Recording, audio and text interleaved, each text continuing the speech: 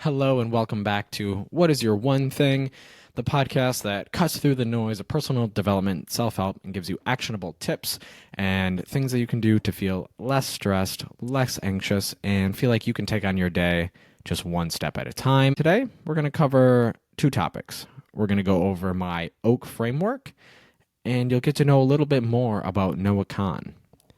All right. Now, what is the oak framework? Well, the best way I can describe it is that it's an acronym for the only, asymmetric, and kooky. And what does that mean? Let's start with the beginning. The only. What does it mean to be the only? Well, you've always heard of be the greatest, be the best. And I believe it's Charlie Munger that says, you don't want to be the best, you want to be the only. Sorry to interrupt, but I was wrong. It's Kevin Kelly's quote, not Charlie. Okay, back to the episode. There are tons of people that are quoted for saying this. If you want to be the best, don't play in the arena with everybody else.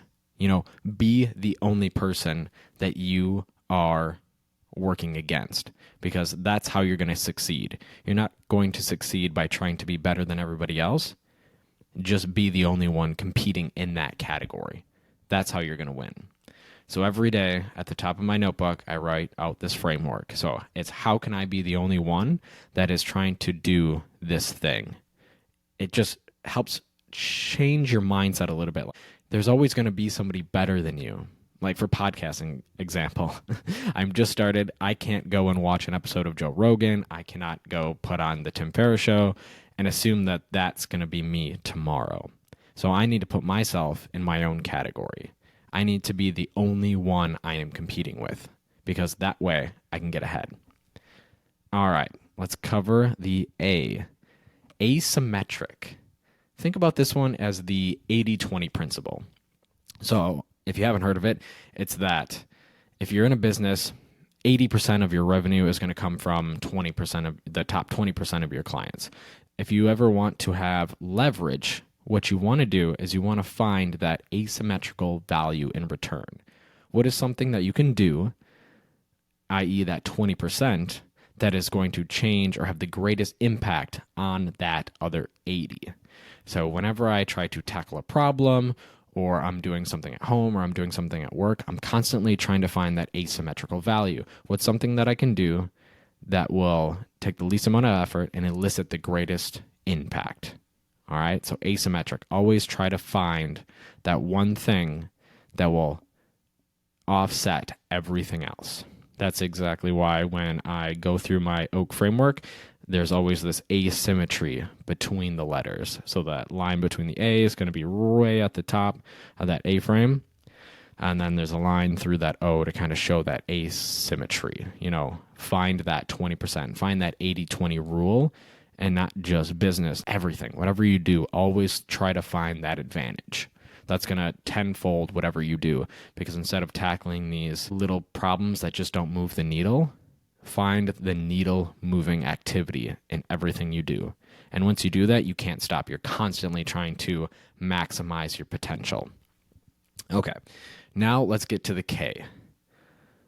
K is for kooky. It used to be for awkward, but I don't want anyone to be stickler on an acronym. Either way, however you want to look at it, it's awkward, it's kooky, it's be different. You don't get anywhere in the middle of the crowd. And that's something that we lose as adults when we come out from childhood. You are your quirky self. You are all of your mannerisms, your weird things that you do that make you you. And in life, they tell you to suppress that. Be like everybody else. Be like the crowd. Fit in. Don't stand out. That makes you weird. That makes you different. Well, that's the point. You want to be different. You want to stand out in this world. Nobody wants to be vanilla. And if you do, you probably aren't listening to this podcast. So you want to find what makes you you. And sometimes that's going back to your childhood. What's that weird thing you did as a kid that it didn't seem weird to you, but when you talked about it, nobody else really found it interesting.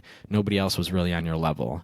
An example that comes to mind is Mr. Beast. Mr. Beast is the biggest, most followed YouTuber on the planet, And he's been doing it consistently since he was a kid. And he is a die-hard YouTuber. And that's the thing. He was obsessed with it. He doesn't watch pop culture. If you watch the Joe Rogan interview, they're trying to talk to him about things like Harry Potter, regular pop culture things that most kids his age would know. He has no idea because he is so dedicated to YouTube. That's all he did. So that made him kooky. That made him weird. That is his thing. So in life, we'll go through it again. Don't be the greatest. Be the only. All right? Where is that asymmetric value and return in anything that you're doing? And third, be a little kooky. Be a little awkward. Be a little weird. Get comfortable with being uncomfortable. Anybody that has ever done anything in life has made it through that stage, that awkward, uncomfortable stage, because building anything, doing anything is going to be uncomfortable. Don't be like the 99% that stops. Most people avoid being uncomfortable. Most people avoid that like the plague because it is weird. It is going to make you different, but that's how you get to the other side. That is how you build that business. That is how you land that new job. That is how you start your own company. It's getting to the other side of uncomfortable, and the only way to do that is to be kooky, is to be weird, is to try new things, and ultimately find what makes you you. Because again, you're the only you. You're the only one that has your life, your experiences, your skills, your memory, your mind. And that's the greatest thing ever. So, how does that tie into this week's episode? And who the heck is Noah Kahan? Well, I didn't know his name either, so don't feel bad. But you've definitely heard his music. Everyone can sing along to that song, Stick Season. And what a lot of people don't know is Noah's backstory. So, Noah grew up in a small town in Vermont of about 1,000 people. Now, when you live in this small rural town, growing up and being a world-famous musician is not usually something that they teach in school. He started performing at the age of 9 and learned the guitar by around 12. He even performed a song at his talent show in elementary school, or middle school rather, called Wednesdays Are the Worst Days of My Life. He thought he stunned the crowd so much in silence. He's riding high on this. Hears a knock at the door, and he's like, oh, great, this must be the record company. Not the record deal. It was actually his school therapist, and that song landed him 2 weeks in mandatory therapy. That didn't deter him. He actually made the bold choice of dropping out of college right as he was going in and actually signed a record deal. Now, for most people, you've made it. You've got a record deal. Not quite. They're not all made the same. So yes, he might have been signed on a record, but he still was just barely scraping by, barely selling tickets. He actually tells this crazy story of how he was playing in a small venue that had 1,000 tickets, and he sold about 940 of them. Well, he actually used his mom's credit card and bought the remaining 60 tickets and then went on social media and said, oh my God, I can't believe it. I sold out this show. Completely like compartmentalizing the fact that he himself bought those last remaining tickets. And he goes on to say that his mom actually confronts him and says, hey, what's this $500 charge? And he's like, I have no idea. And then it hits him that he's like, oh shoot, I sold out my own show. So he's doing this. He has a couple of okay hits, and he lands himself on one of the late night talk show hosts. I believe it was the Stephen Colbert show. Well, then 2020 hits. And like most kids in their 20s, find themselves back at home in their parents' house, in the house they grew up in during the pandemic. And what does everybody do during pandemic? They find themselves on their phone, social media. So he gets on TikTok. And he does okay. Has a couple tens of thousand followers. Things are working out. That's what the app's made for. It's made for music. Well, then he does the intro or a verse for Stick Season. And it does nothing. It goes nowhere. He's feeling a little down on himself. He's thinking, he's like, crap, I should probably just delete this. I should get rid of it. Well, he doesn't.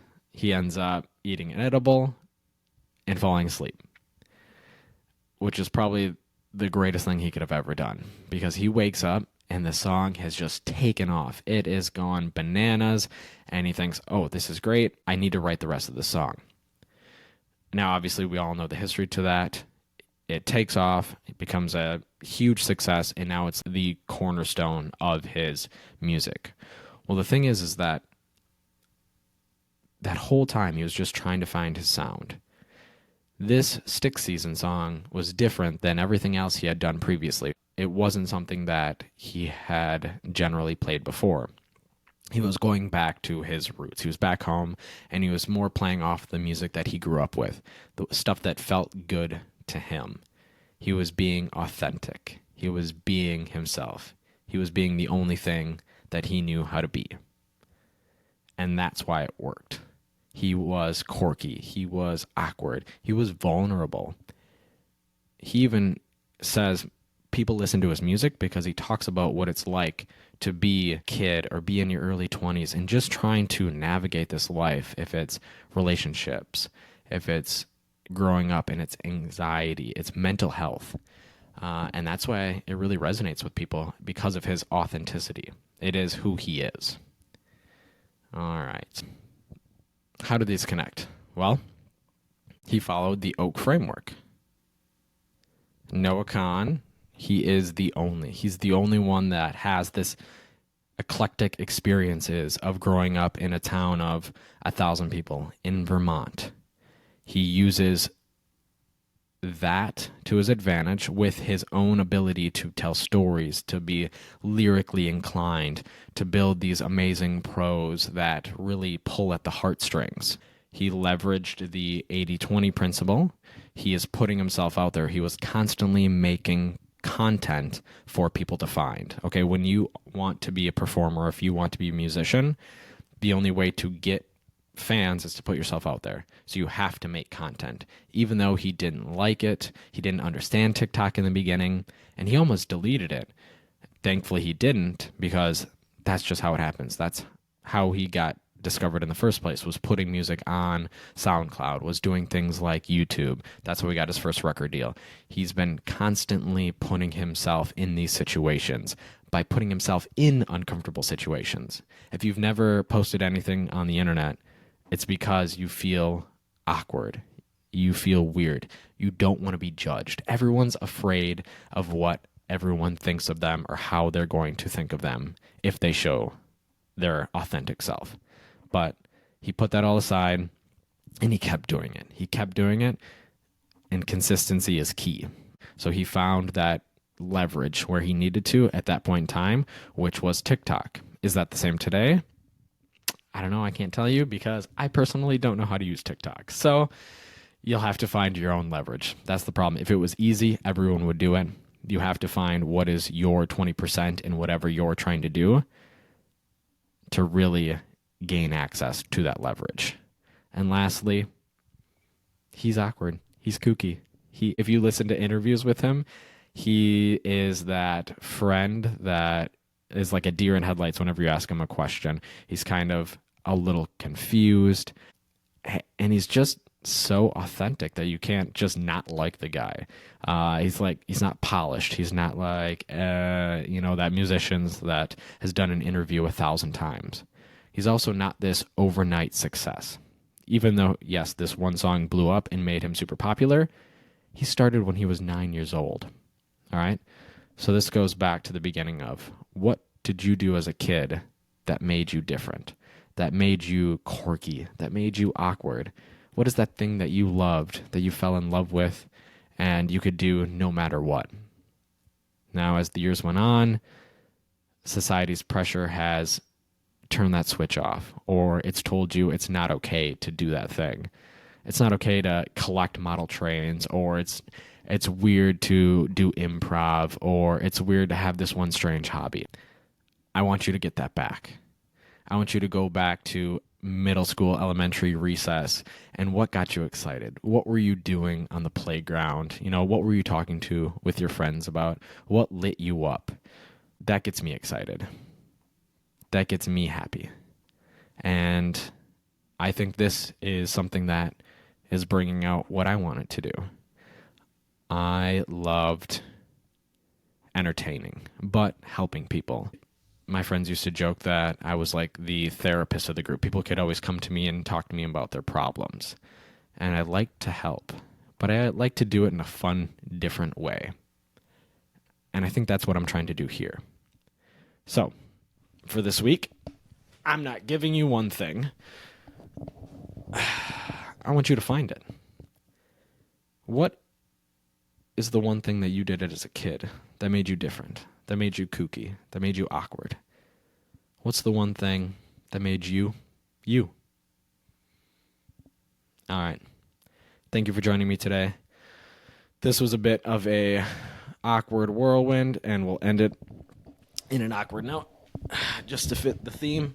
So if you're watching on video, I've got my therapy couch, and yeah, come talk to me. Come tell me your troubles, your worries, and let's work through them together to figure out what your one thing is, what you can do different, what you can do to find the real you, the authentic you, without worrying about the judgment of others or how the world's going to perceive you. Because if I know one thing, I know other people, and I know that a majority, they're not thinking about you. They're thinking about themselves and how you see them. And once you realize that fact, it's very eye-opening. You can try new things, and it's okay to fail, because you know what? Nobody's going to remember it, but they will remember when you make it. So, let's do it together. You can get a hold of me on whatisyourone@gmail.com. So send me that thing. Send me your one quirky, kooky thing. And that's the words, what's your, the number one, and the word thing @gmail.com. And let's make this world a little bit more fun, a little bit more enjoyable. All right. That's enough for today. Talk to you guys soon.